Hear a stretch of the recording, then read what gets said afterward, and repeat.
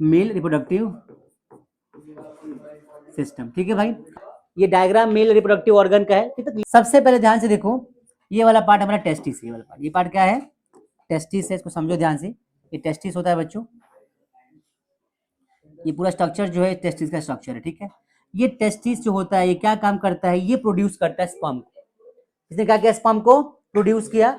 अब जो भी स्पर्म प्रोड्यूस होगा वो स्पर्म क्या होगा? सुनो ध्यान से, वो स्पर्म प्रोड्यूस होने के बाद यहां से सुन लो भाई, सुन लो, इंपॉर्टेंट पार्ट है।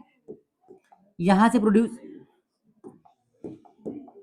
ये प्रोड्यूस करेगा ऐसे, यहां से प्रोड्यूस होकर, सुनो सुनो सुनो, ये यहाँ ट्यूब से होता हुआ, सुनो, ऐसे आगे मूव करेगा, ऐसे ऐसे ऐसे आगे मूव करता हुआ जाएगा यहाँ पे। ये जो पाथ है इसी को बोलते हैं वास डेफरेन। क्या बोलेंगे इसको? वास डेफरेन। आई बात समझ में? अब यहाँ स्पर्म प्रोड्यूस हुआ, ये टेस्टिस से स्पर्म प्रोड्यूस किया, यहाँ से मूव करते ऐसे जाएगा, ऐसे जाएगा, और यहाँ पर जाते जाते क्या होगा? यहाँ से फ्लूइड इसमें ऐड हो जाएगा। इसको क्या बोलते हैं? Seminal vesicles. क्या करेगा? ये फ्लूइड ऐड करेगा, जिससे इसका पाथ और इजी हो जाएगा, और इजी हो जाएगा।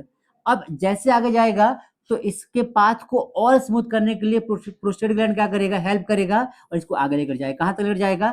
इस वाले ट्यूब के इस वाले पार्ट तक। यहाँ पर बस इसको बोलते हैं यूरेथ्रा। ये क्या काम करता है? ये प्रेशर एक्सर्ट करता है जिससे कि स्पर्म बाहर निकल सके।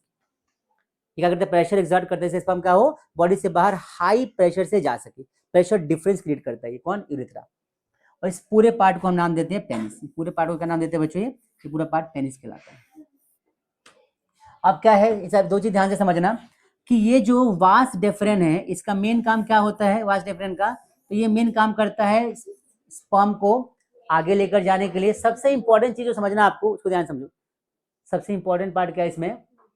इसमें एक चीज इंपॉर्टेंट है कि जब भी स्पर्म प्रोड्यूस होता है ना, उसके लिए टेम्परेचर जो होता है बॉडी का कम चाहिए। पूरी बात समझना, हाई टेम्परेचर पे स्पर्म प्रोड्यूस हो ही नहीं सकता। हमारे नॉर्मल बॉडी के टेम्परेचर से 3 डिग्री टेम्परेचर कम होगा तभी स्पर्म प्रोड्यूस हो पाएगा, अदरवाइज नहीं होगा। इसलिए बोलते हैं गर्म पानी से नहाना नहीं चाहिए, उससे स्पर्म मर जाते हैं। ये भी एक इंपॉर्टेंट पार्ट है। अगर आप बार बार और नॉर्मल गर्म पानी से नहाते हो तो स्पर्म्स पे इफेक्ट पड़ता है, स्पर्म काउंट बॉडी का कम हो जाता है। स्पर्म काउंट प्रेशर से भी कम होता है, टेंशन से भी कम होता है, और इसकी वजह से क्या होगा कि आपकी जो पार्टनर होगी वो प्रेग्नेंट नहीं हो पाएगी। एक बहुत इंपॉर्टेंट पार्ट है जो कि लाइफ में आपको समझना चाहिए। आई बात समझ में? अब मुझे बताओ, समझ में आया सबको? इतना कुछ हंसने का टॉपिक तो है नहीं बच्चों। हाँ, थोड़ा इंटरेस्टिंग अलग सा टॉपिक है, लेकिन डायग्राम परेशान कर रहा है, हटा दो। ठीक है भाई, चलो अब यहाँ पर देखो, स्पर्म का डायग्राम कुछ ऐसा सा होता है। ये स्पर्म होता है, ठीक है, और ये होता है एग सेल। ये क्या होता है? एग सेल होता है। ये जो स्पर्म है बच्चों, ये एग सेल है मान लो, ठीक है, ये इसका न्यूक्लियस होता है।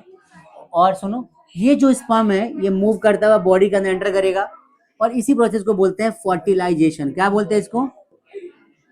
क्या बोलते हैं इसको? फर्टिलाइजेशन। इसको हम बोलते हैं फर्टिलाइजेशन।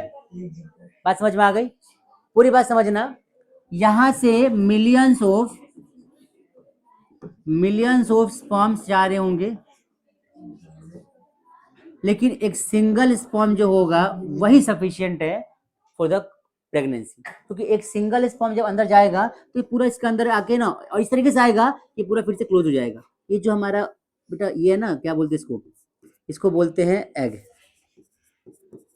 एग सेल बोलते हैं इसको। ये जो एग सेल है ये क्या करता है? ये ना एक प्लाज्मा से बना होता है, मेम्ब्रेन से बना होता है। ये जो मेम्ब्रेन है थोड़ा सा ऐसा होता है, फ्लेक्सिबल होता है। तो जैसे स्पर्म इसके अंदर एंट्री करेगा वो ओपन होगा और फिर क्लोज, अपने आप को क्लोज कर लेगा। मतलब कि स्पर्म को हार्म नहीं होगा, और जो भी चीजें होती है उसके बाद का प्रोसेस ये यहीं पे होता है। जो कि बेसिकली होता क्या, समझो ध्यान से। मेल ने दिया स्पर्म सेल, फीमेल ने दिया एग सेल, ठीक है, दोनों आपस में मिल गए, दैट इज कॉल्ड फर्टिलाइजेशन। यहां समझो, fusion of the male and female sperm plus में सेल कॉल्ड जाइगोट। अब जैसे यहाँ पे बच्चों मिलता है उससे क्या बनता है? जाइगोट बनता है, और जाइगोट के बाद बनता है एम्ब्रियो, और डेवलप होकर क्या बनता है? एक फीटस बनता है। और फीटस मतलब क्या होता है? छोटा बच्चा, बहुत इनिशियल स्टेज का बच्चा। फीटस जो होता है बच्चों याद रखना, फीटस क्या होता है?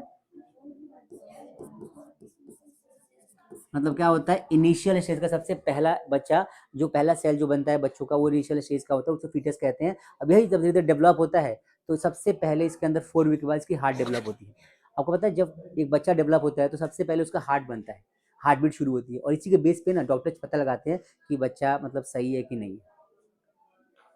4 वीक के बाद इसका हार्ट बीट शुरू हो जाता है, उसकी काउंट कर सकते हैं और 4 वीक के बाद बच्चा डेवलप होना शुरू हो जाता है। उसके बाद बच्चा आगे मूव करता है, फिर यूरेथ्रा में जाता है, वहाँ पे इम्प्लांटेशन होती है, वो डेवलप करता है 4 वीक, 6 वीक, 8 वीक, ऐसे करते-करते 40 के आस-पास वीक्स में बच्चा डिलीवर हो जाता है। आई बात समझ में? पढ़ेंगे इसको तरीके से डिटेल में।